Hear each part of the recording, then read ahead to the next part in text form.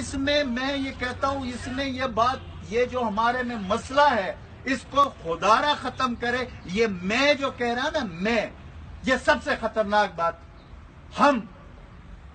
ہم کی بات کیا کرے، میں نہیں ہونی چاہیے. یہ کسی ایک بندے کا نہیں ہے، یہ پوری کمیونٹی کا اور پھر پورے پاکستان کا مسئلہ ہے.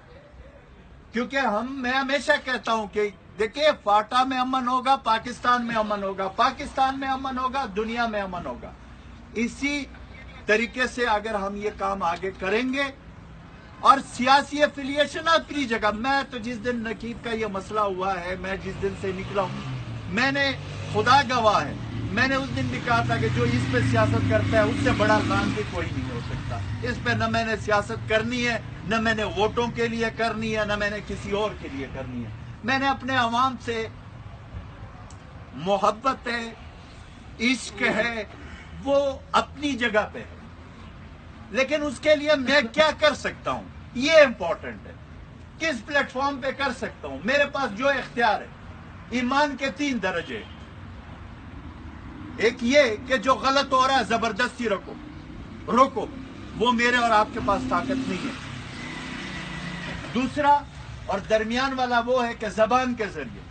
تیسرا اور جو سب سے کمزور ہے وہ یہ ہے کہ قطع تعلق ہو جائے.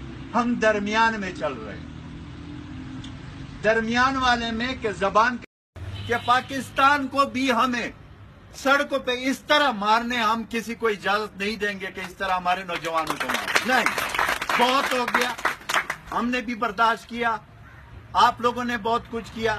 انف از انف. اب اس ملک میں ہم اس ملک کو اون کرتے ہیں، اور جو ملک کو اون کرتے ہیں اس ملک کو ہم نے صحیح ڈائریکشن پہ چلانا ہے.